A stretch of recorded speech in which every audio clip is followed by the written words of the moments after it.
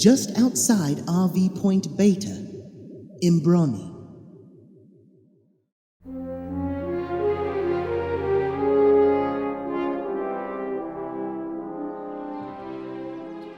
RV Point Beta should have been a coppice at the top of a shallow escarpment west of Imbrani. When Niner got within visual range of it, there were no trees to be found. "Coordinates, all right, or else this visor is up the creek," Atten said, tilting his head one way then the other. "No, position's accurate. Confirm no trees, though. Shall I deploy a remote to Recce?" "No," Niner said. "Let's save them for ordnance. Too conspicuous out here. We'll have to lay up as close as we can and rely on eyeballing Darman if he shows. Where's the nearest cover?" "About 1 click east." "That'll have to do." Atten looped back, keeping within the trees and retracing their steps to ensure they weren't being tracked.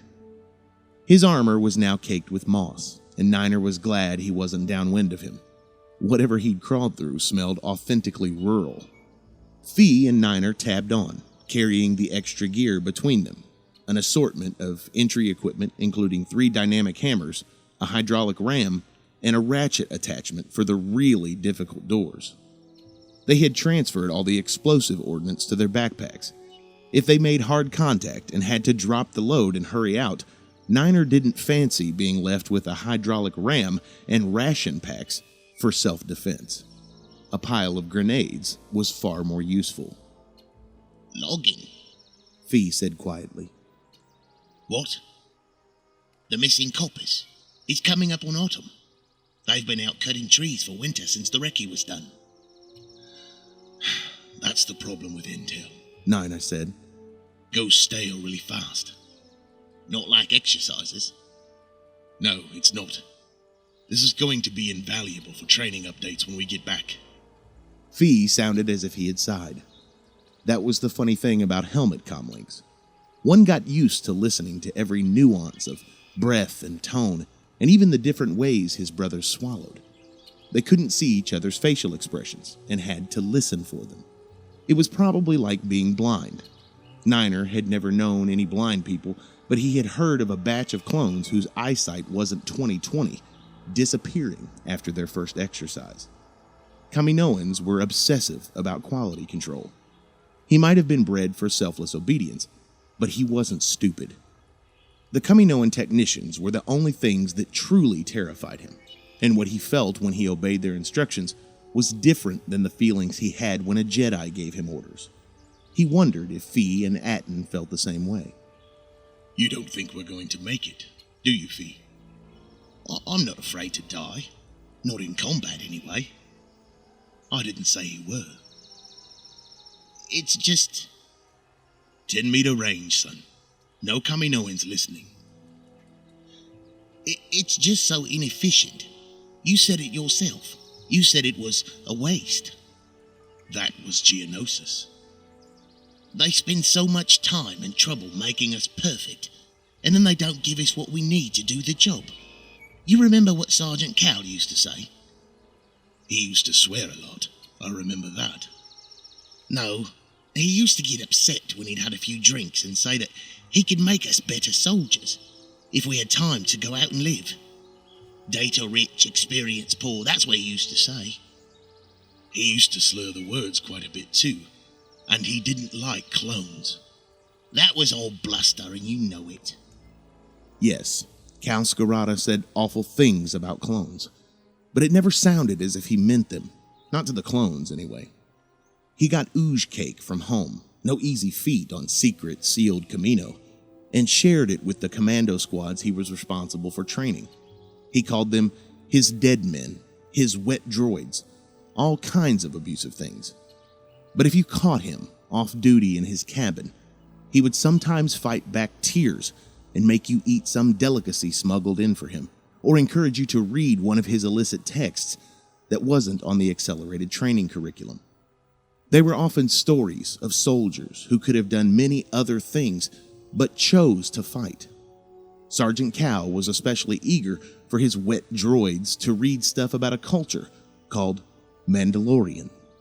He admired Django Fett. This is who you really are, he'd say. Be proud, however much these ugly grey freaks treat you like cattle. No, he didn't like Kaminoans much, did Cal Skirata. Once he signed up with the Kaminoans, he said they never let him go home again. But he told Niner that he didn't want to.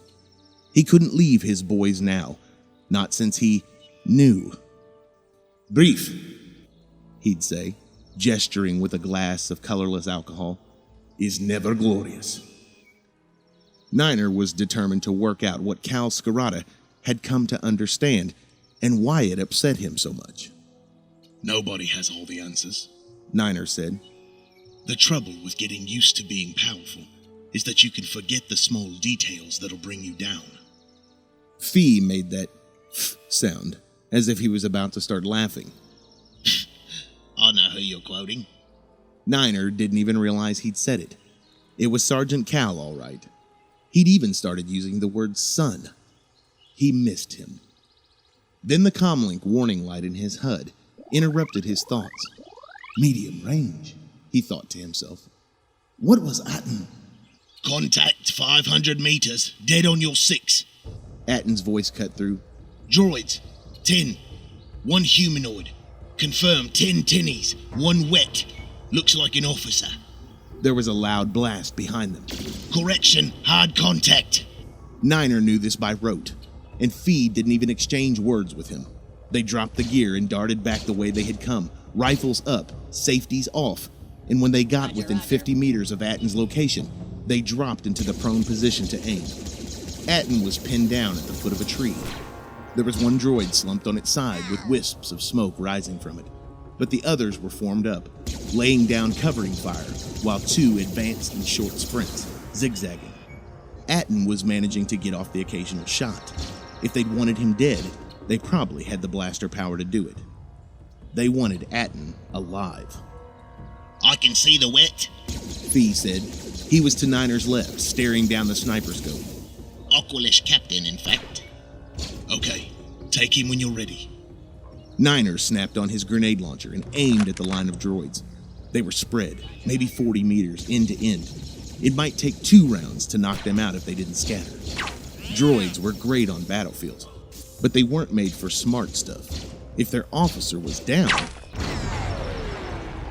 the air expanded instantly with the release of heat and energy. That was what gave plasma bolts their satisfying sound.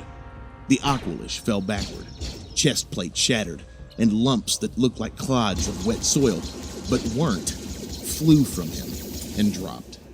The droids stopped for a fraction of a second. Men carried on their course as if that was the best idea they had. Fee scrambled away from his position and rolled. No, they really weren't good at close quarters combat, at least not without direction from a wet. But there were always a lot of them, and they could return fire as well as any organic life form. 3 of the 7 remaining droids turned their attention to the direction of Fee's bolt. The bushes where Fee had been firing exploded in flame. Niner perceived that it was all happening slowly, at a heartbeat pace, but it wasn't, not at all. He aimed and fired, once, twice. The twin explosions almost merged into one. Soil and grass and metal fragments rained down around him. At close range, droids were almost as dangerous when you hit them as when they hit you. They were their own shrapnel. The firing stopped. Smoke drifted from at least 5 impact points. Niner could see nothing moving. 1 tinny intact, but immobile, Fee said. Got it. Niner said. He fired again just in case. Looks sorted out there, Fee said. He lowered his rifle. Atten, you okay? Nothing missing that I can't bolt back on. You're alive a minute, Niner said, and started to ease up on one arm.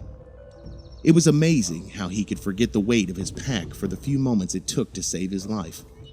Now, how did they... Down! Atten yelled. A bolt flew a meter above Niner's head, and he dropped back on his belly. It sounded like 2 shots. Then there was silence. Now it's sorted, Atten said. Someone help me get up, please. When Niner managed to get into a kneeling position, he could see a thoroughly shattered pile of droid, a bit closer to him than the line. It had been 2 shots he'd heard. One had been aimed at him, and one had come from Atten, to make sure there wasn't a second. Coming, brother, Niner said. Atten's mud-smeared chest plate was a different color now, matte black with streaks radiating from the center. I can't breathe properly, he said, uttering matter of fact in the way badly injured men often were. He gulped in a breath. My chest hurts. Fee propped him up against the trunk of a tree and took his helmet off. There was no blood coming from his mouth. He was bone white, and his raw scar looked dramatic, but he wasn't bleeding out. His pupils looked okay. He wasn't in shock. Fee released the gription on his chest plate and eased the armor off. The bodysuit was intact. Sure it's just your chest? Fee asked. He didn't have a tally scan to check Atten's status. You didn't start removing armor or embedded objects until you knew what you were dealing with. Sometimes that was all that was holding a man together. Atten nodded. Fee peeled away the section of suit, starting at the collar. Whoa, Fee said. That's going to be a monster of a bruise. There was a livid patch from his sternum to halfway down his chest. You collecting distinguishing features or something? Hit me square on, Atten said, panting. Not a regular round. Armor works though, eh?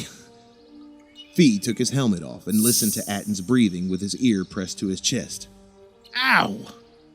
Shut up and breathe. Atten took shallow breaths, wincing. Fee straightened up and nodded. Can't hear any pneumothorax, he said, but let's keep an eye on him. The air trapped inside can build up. Might be fractured ribs, might just be a bad bruise. He took out a canister of Bacta and sprayed the rapidly developing bruise. Atten lifted his arms slightly as if testing them. Fee sealed the bodysuit and armor back into place. I'll take your pack, Niner said, and unclipped it. It was the least he could do. I think we can skip RV Beta now. Let's leave some souvenirs around there so Darman can spot them if he shows up. You never know if more tinnies will follow. They're not original thinkers. They probably had a few minutes, even if any of the droids had managed to call into base. Fee sprinted off through the trees with a few pieces of debris to leave them at the RV point. Niner searched the remains of the Aqualish officer and took everything that looked like a key, a data medium, or proof of ID. Then he dragged Atten's pack behind him on a webbing strap, heading for the place they'd left the entry equipment. It was going to be a tough slog to RV Gamma, at least until Atten could carry his pack again. The whole engagement had lasted 5 minutes and 8 seconds, first shot to last, including running time. He had no idea if it had been 1 second or half an hour. Funny thing, time perception under fire. Niner's boots crunched over droid shrapnel, and he wondered how long a firefight felt to a droid. Is that how they see us? Niner asked. Ordinary people, that is. Like droids. No, Atten said. We don't have any scrap value. He laughed and stopped short with a small gasp. It must have hurt him. I'm going to slow you down. Don't go gallant on me. You're coming the rest of the way because I'm not lugging all your gear around with Fee. I want a break sometime. Okay. And thanks. I owe you. No, you don't. Thanks anyway. Want to explain why you've been Darman? Atten was holding his rifle carefully, a hand span clear of his chest. I've been the last man standing in 2 squads now. Oh. Silence. Niner prompted. Want to tell me how? First squad tried to rescue me on a live range exercise. I didn't need rescuing. Not that badly, anyway. Ah. Niner felt instantly appalled at himself for thinking Atten didn't care what happened to Darman. He was just caring too much. My training sergeant used to say there was something called Survivor's Guilt. He also said that in those cases, having you survive was what your squad wanted. They bred a lot of stuff out of us. Why not that as well? Niner stopped dragging Atton's pack and slung his rifle over his shoulder. He lifted the pack and was glad to carry it. If they had, I might not be here now, he said, and knew Darman would be waiting for them tomorrow.